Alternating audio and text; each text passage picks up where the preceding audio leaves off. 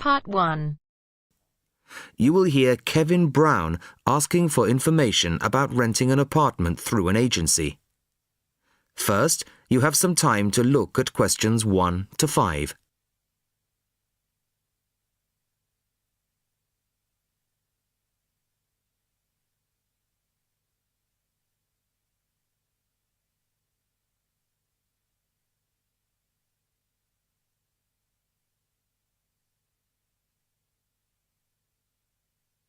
Now the test will begin.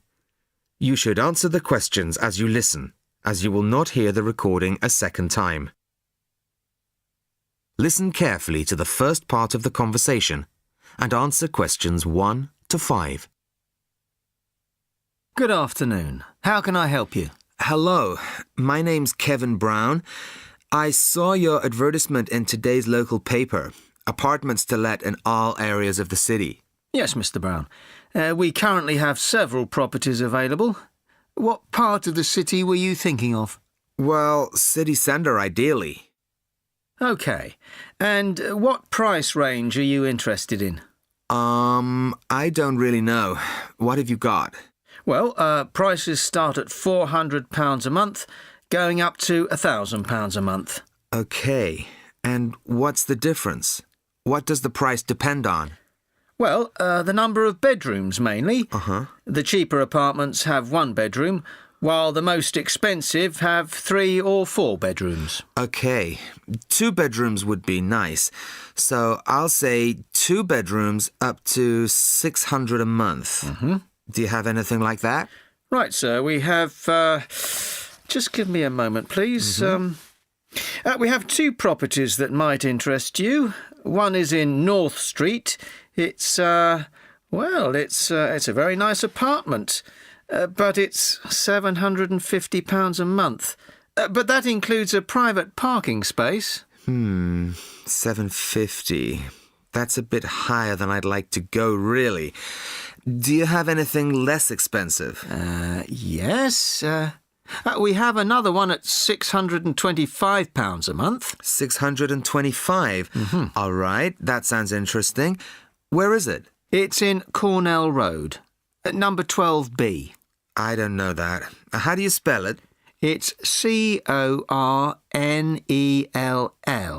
It's near the park. I've never heard of it, but I'm sure I'll be able to find it on a map. Before you hear the rest of the conversation, you have some time to look at questions 6 to 10.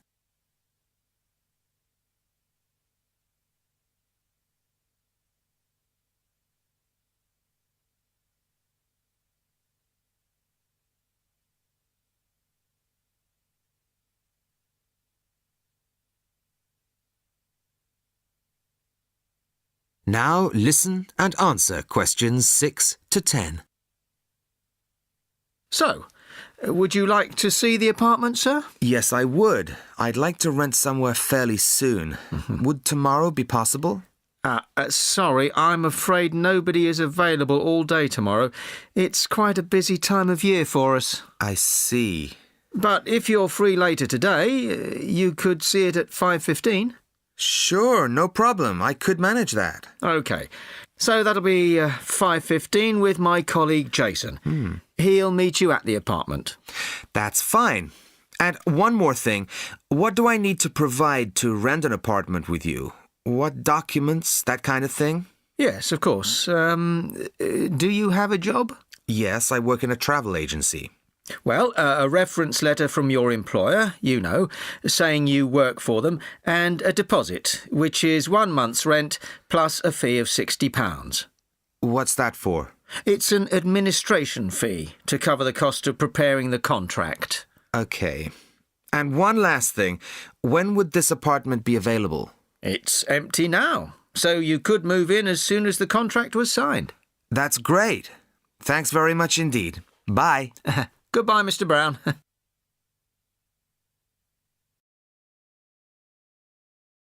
That is the end of part 1. You now have half a minute to check your answers.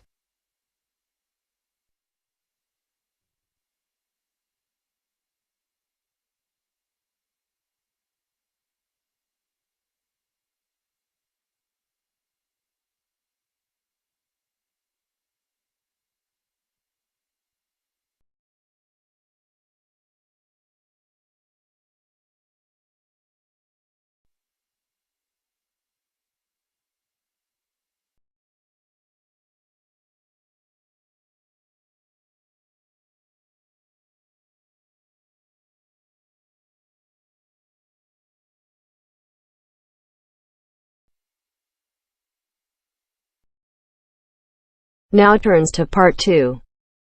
Part 2. You are going to hear a guide named Matt who is introducing their trip in Wildlife Haven. Now you have some time to look at questions 11 to 15.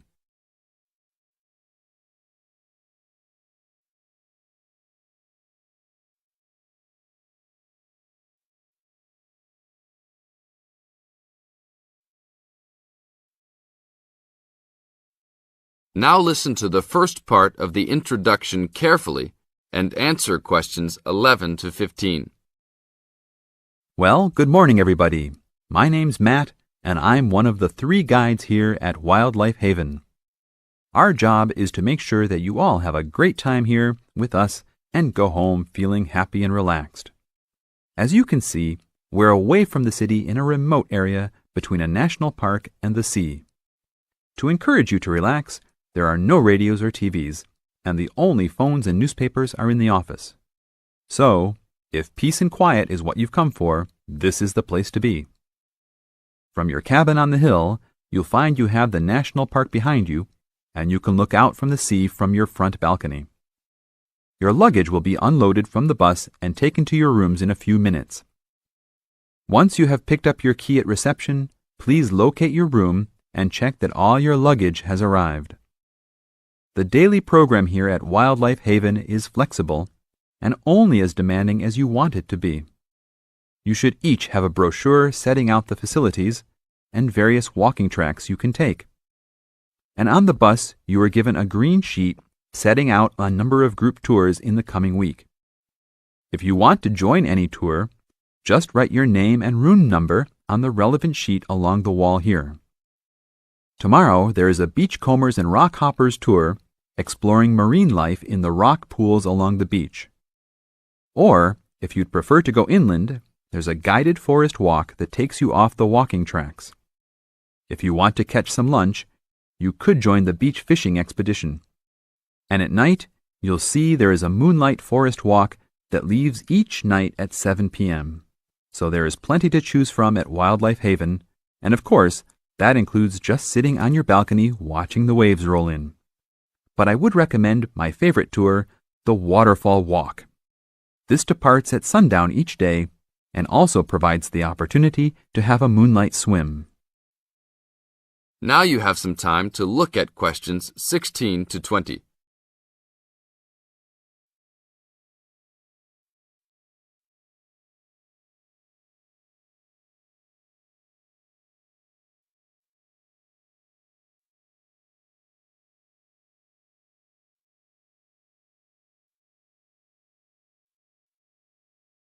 In the second part of the introduction, you are going to get some advice from Matt.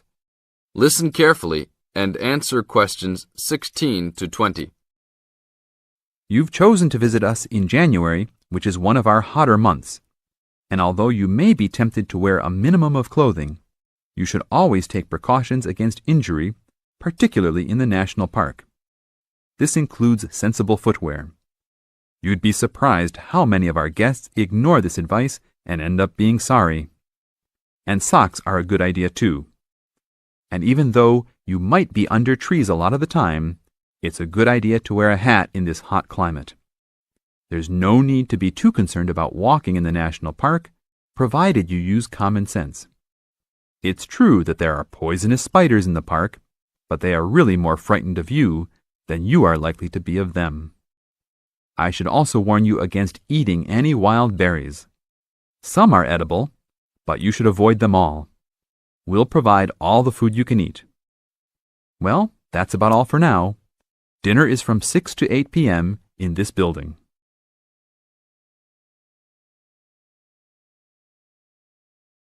That is the end of Part 2. You now have half a minute to check your answers.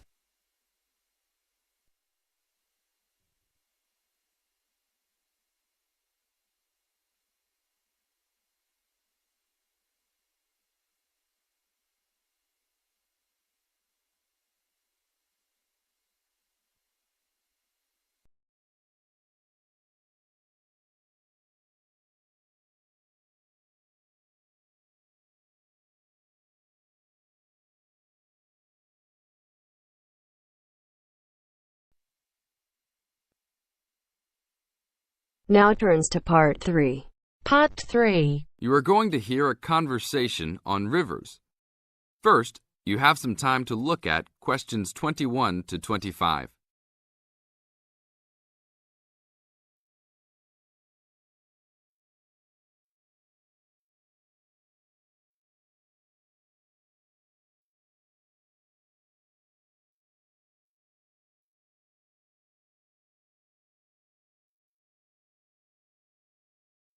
Now listen to the tape and answer the questions.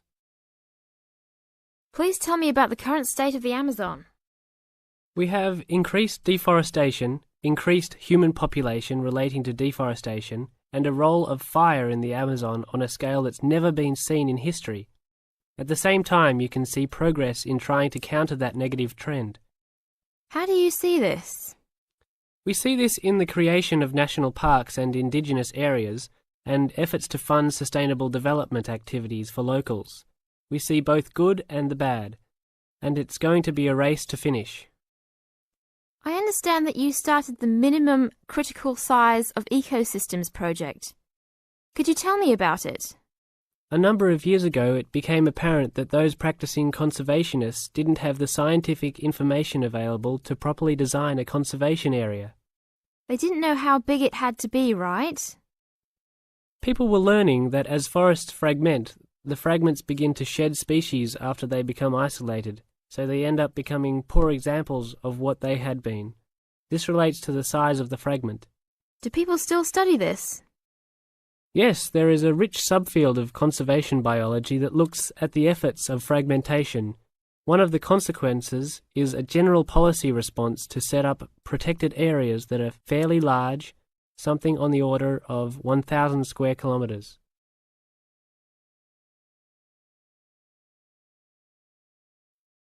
Now look at questions 26 to 30.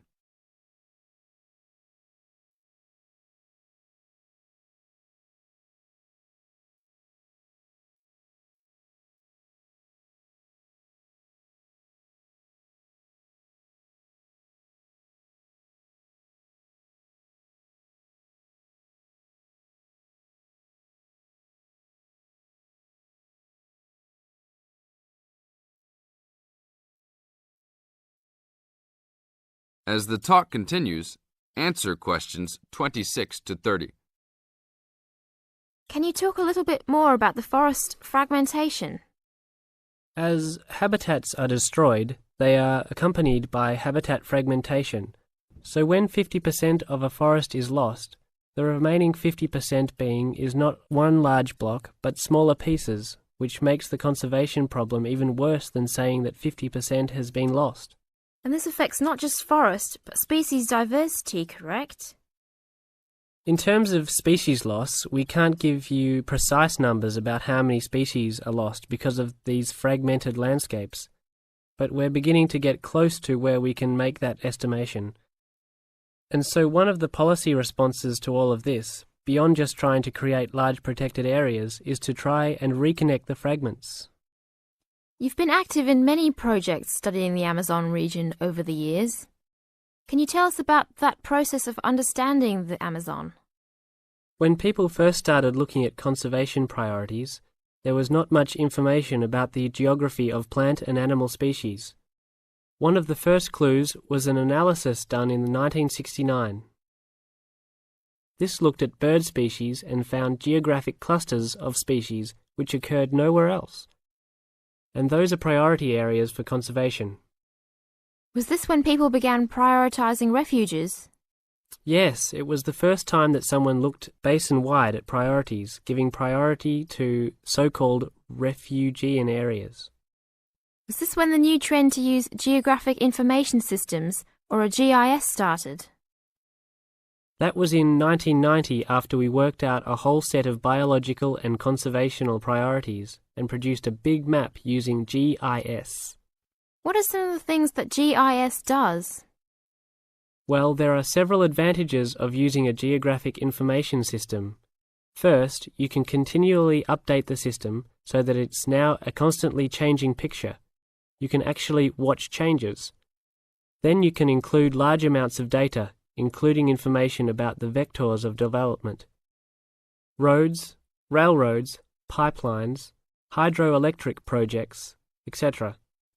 And finally, because it is accessible on the Internet, it makes this information available to anyone who's interested. That is the end of part 3.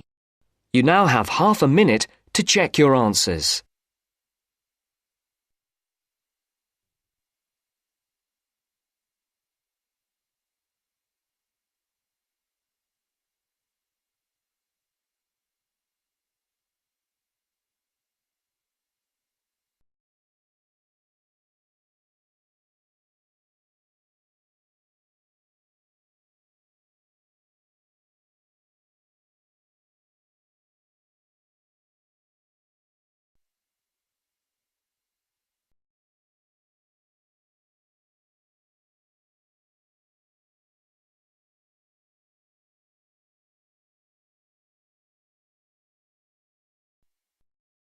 Now turns to part 4. Part 4. In this section, you'll hear a lecture on coral reef. First, you have some time to read questions 31 to 40.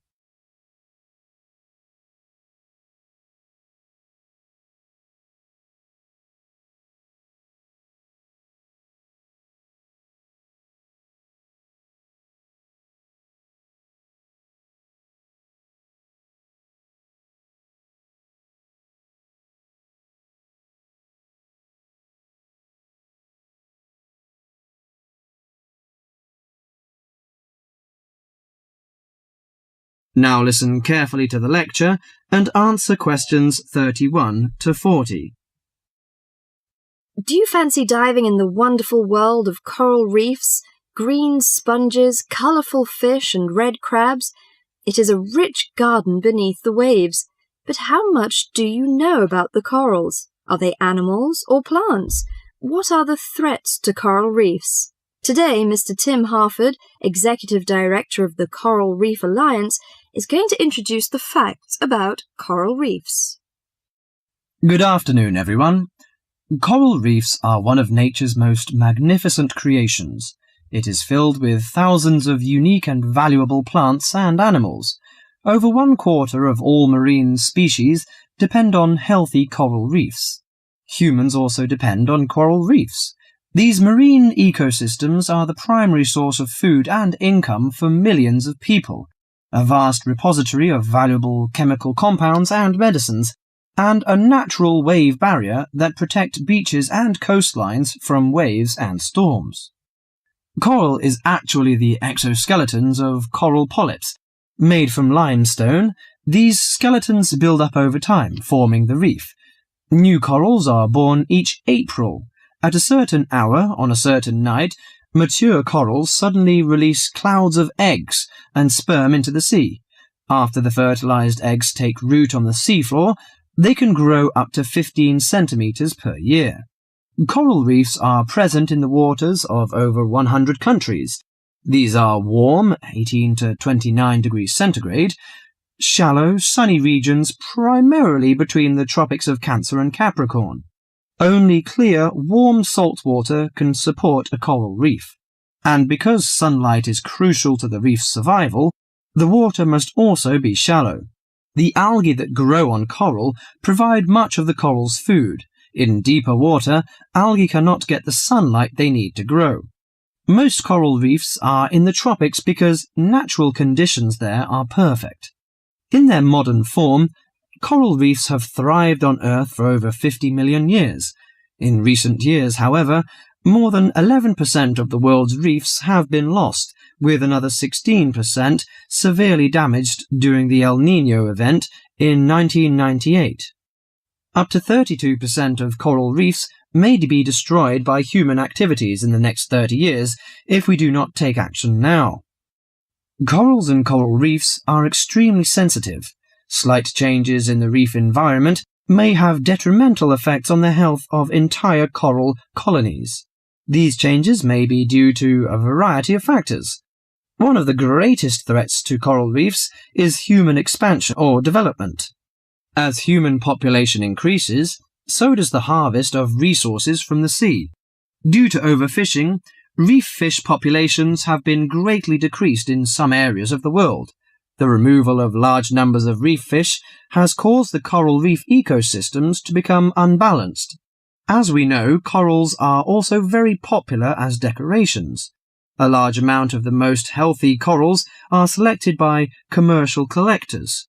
They sell the corals to souvenir shops, where a large number of tourists wait to purchase them as decorations or souvenirs. Coral reefs also receive much damage from both commercial and private vessels. The leakage of fuels into the water and the occurrence of spills by large tankers are extremely damaging to local corals.